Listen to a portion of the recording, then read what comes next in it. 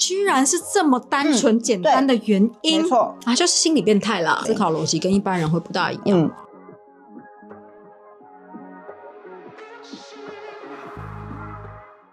欢迎来到 Hi Day， 我是喜拉，我是台湾妞。今天要跟大家分享一个很离奇的社会案件，它的地点呢同样是在松坡区。不知道为什么松坡区发生了这么多杀人案件。这个案件呢是韩国最初也就是第一宗的密室杀人案件。这个事件呢是发生在2003年的年底，也就是12月。先生回到家里，发现家里的门被反锁了，他进不去，敲门，可是呢都没有任何人出来应门，也没有反应。先生就紧急的联络了太太的好朋友，太太的好朋友是一位理事，理事呢就来到了现场帮忙。他就发现小房间的窗户是开着的，看到了太太的包包放在窗户边，捞那个包包，从包包里面捞到了钥匙。所以爸爸没有钥匙吗？没有。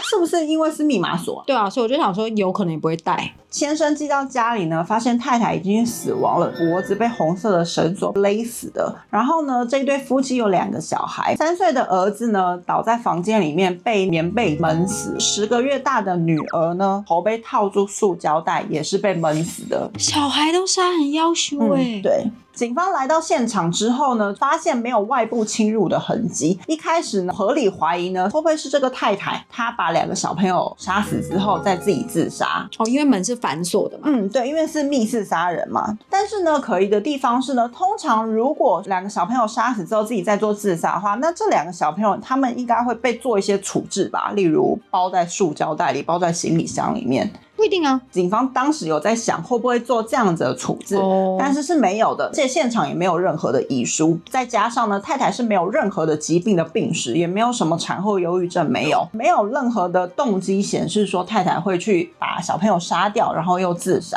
而且太太是被勒死，勒死应该自杀很难吧？他有可能是上吊啊。对啊。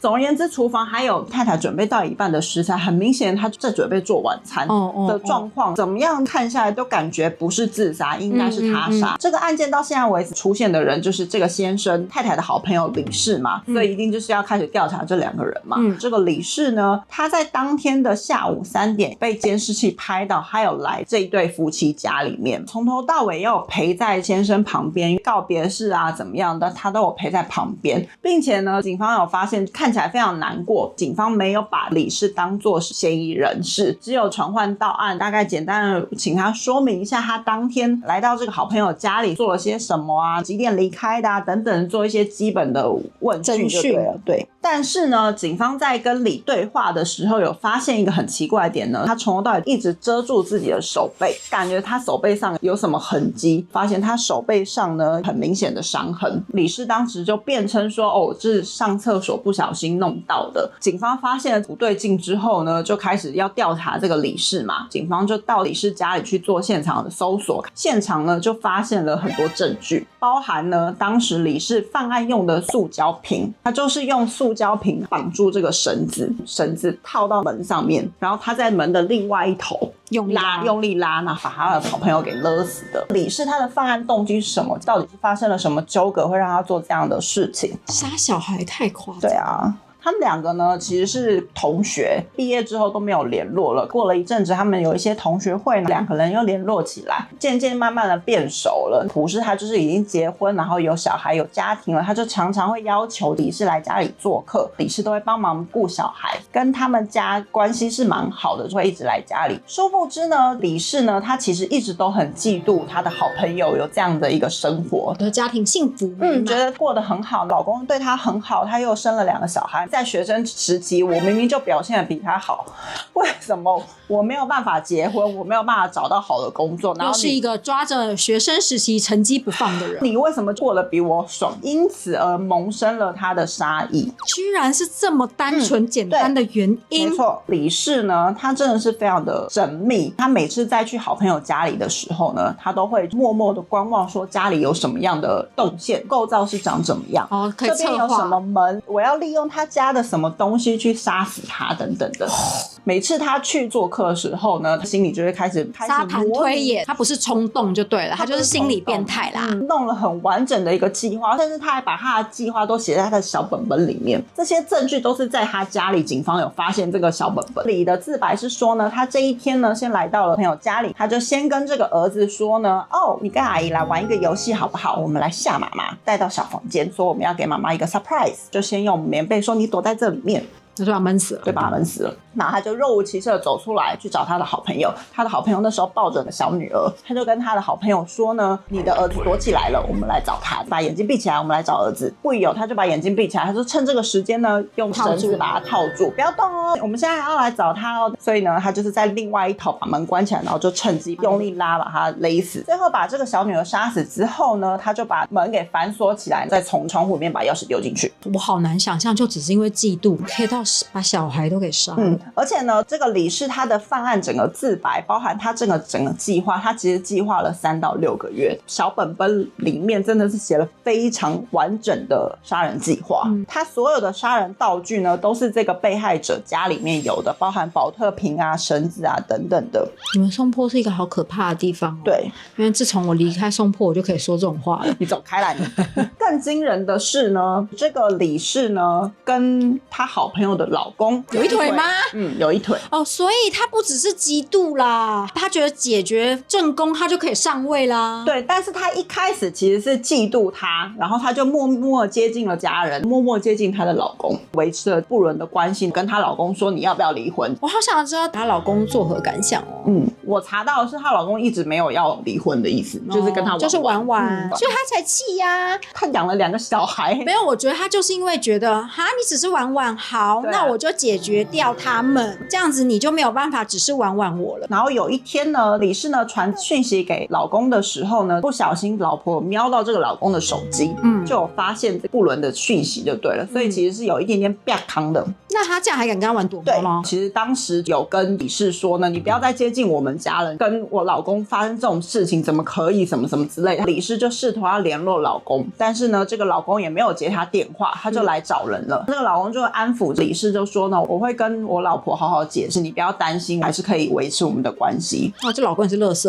是垃圾。也不知道老公是用什么花言巧语安抚了他，安抚了太太跟李氏。太太最终就是相信这是一场误会。对，所以他才会持续的又让他的好朋友来家里玩。警方的调查呢，其实这个李氏不单单只是对老公有爱意，签了很多保险，受益人全部都是老公，并且呢他还写了遗书，我的遗产要全部给这个男生。他就是非常偏激的爱啦。他很执着于这个男生就对了。当时就有问李氏说，你为什么要杀死你的好朋友嘛？我明明一直都比他优秀，他凭什么过得比我好？就是这样的嫉妒心态。那既然你对你好朋友这么深的怨恨，那为什么要连他小朋友一起杀呢？小朋友是无辜的。他回答说法是说呢，杀死的话他们在黄泉路上不就有个伴吗？就是心理变态啦，思考逻辑跟一般人会不大一样。这个李氏呢，在被收押整个过程呢，有曾经试图自残过，但是警方没有上当，因为他的自残有点像是他要用精神疾病来争取缓刑。最终呢，这个李氏他一开始检察官是要求被判死刑，因为他非常缜密的计划，再加上他从头到尾都没有悔意。后来呢，最终法院宣告是无期徒刑，但这个李氏有上诉啦，可是就是无效。目前呢，这个李氏呢，他还是持续的在监狱服刑中，已经服刑了18年。那这边有一小段李的访问片段，他就是自始至终没有任何的回忆。以上就是跟大家分享的这个很离奇的好朋友杀人案。可以杀小孩，我觉得有回忆应该蛮难的，因为感觉心里就不是正常。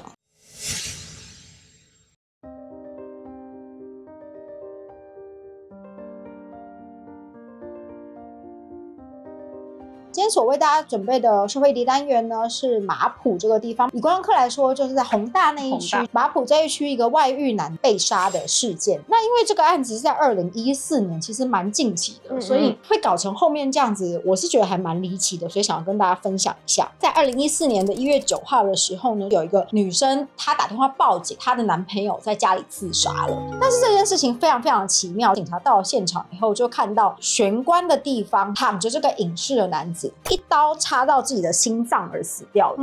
可是你知道一般人自杀很少会直接插心脏，谁会自己插自己啊？女朋友是金氏，哭哭啼啼的说我们刚刚吵架，他就拿刀刺向自己。这个男子呢其实是跟他常年外遇，男子一直表示说他自己会跟老婆离婚，然后跟他在一起，时间一久他很厌倦这件事情。你就说会跟老婆离婚，但是也没有个下文，很厌倦了，就跟这个尹男提了分手。但是这个尹男呢一直在挽回金女，并且表示说他已经在跟他老婆办理离婚手续了，央求金女跟他复合，但是金女就是斩钉截铁跟他说要分手。尹男他就到金女的家就开始敲门啊，要谈啊。那金女的立场是因为他怕尹男一直在门口闹会吵到邻居嘛，开了门让尹氏进来，就发现这个尹氏是酩酊大醉的状态。但是那女生就是你吵架的时候就不理你，这样开门以后就径自的走掉了。女生的意思是说她后来就在房间里面，然后她有听到尹男坐在玄关噼里啪啦的声音，她就是在生气嘛，故意的没有去理尹氏在干嘛。等到她后来过去看的时候，就发现尹氏已经拿刀把自己给刺死了。这个证词看似没有问题，但是其实问题超多的。如果说他是拿刀刺向自己的心脏的话，以自杀人来说，其实会有一个犹豫的痕迹嘛。歌手也会说自己也会，很少会有一刀毙命的状况。对，再来呢，就是如果你一刀毙命了，你插到自己的心脏了，你觉得还有力气拔出来吗？没有。但是刀拔出来了，距离那个尸体有一段距离，那就不是自杀啊。这样就算了。那个刀上面呢是有金女的指纹，但没有尹男的指纹，就很荒谬嘛，超荒谬。可是警察没有立即逮捕金女的原因，是因为金女有表示说她有摸过那把刀，而且那把刀是他们家里的刀。然后外加尹男是一个180公分的男生，金女才160公分，所以觉得没有办法一刀毙命，而且现场没有打斗痕迹，所以他喝醉了不是？可是不管怎么样，你如果要判金女有罪，那你要有很实体的证据，但也没有这个证据。法医又说了很尴尬的话，深度是有15公分深，可是戳的那个角度的确是自杀有可能做出来的角度。就如果他的角度一定是别人插的，那就没话讲。可是那角度就是很尴尬，法医就说哦，他自杀是有可能的，自杀这个角度对是 OK 的，是做得出来的角度。还有什么让人家觉得很可疑的地方呢？依照这个证词来说，金女是不是说，因为她在房间里面吵架不想理他，有听到 KK 但是就不想理他？可是你如果去现场看的话，就会觉得不可能。他现场很明显就是一个这样子形状的 one room， 有去过韩国的这种 one room 的话，知道很多 one room 打开来以后，旁边就是一条的厨房，里面进去以后就是一个床、一个厕所这样子。那个女生根本不可能完完全全没听到，插进去你总会痛，总会发出的声音吧？对啊，就实在太可疑了。另外呢，警察到现场的时候，在问金女这些所有的过程，金女非常非常的冷静，然后语调非常的冷淡，不像失去自己深爱的人的感觉。也有邻居讲说有听到男女吵架的声音，并不像金女讲的他没理他。根据这些间接证据呢，警察都非常的怀疑金女都是只有心证没有物证的状态。太太会不会有可疑现象或什么的？发现说太太真的正好在办离婚，然后也没有什么可疑的，他们就开始去查上述的报案记录。我们有准备影片给大家看一看，你可以看一下它的内容非常的神奇。네, 119입니다. 여기 오피스텔인데요. 장난하다가 칼이 진짜로 들어가 버렸어요. 에? 아니, 칼이 어디에 들어가요? 모르겠어요. 뭐 벤가요? 아니요. 왼쪽 가슴 위쪽인 것 같아요.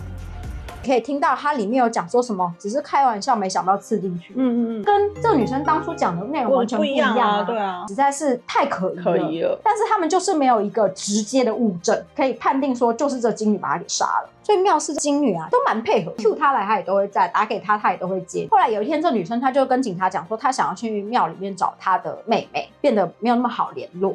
结果警察真的就开始慢慢就联络不上她，她后来会直接关机，所以警察也开始去联络她妹妹，就她妹妹也关机，一起潜水消失了。警察还查到她把银行里的钱全部领光了，做贼心虚。对，然后还用他的信用卡做了小额信贷，也就是说他竭尽所能的拿到他最大的现金，跟着妹妹一起消失了。这时候才确定，对啦，就是他杀的，然后就全力开始通缉他。可是警察没有证据啊。她们两姐妹就彻底的潜水了，也有去她们父母家，但是她们父母家也完全没有两姐妹的消息，只得知她们2个人是双胞胎姐妹。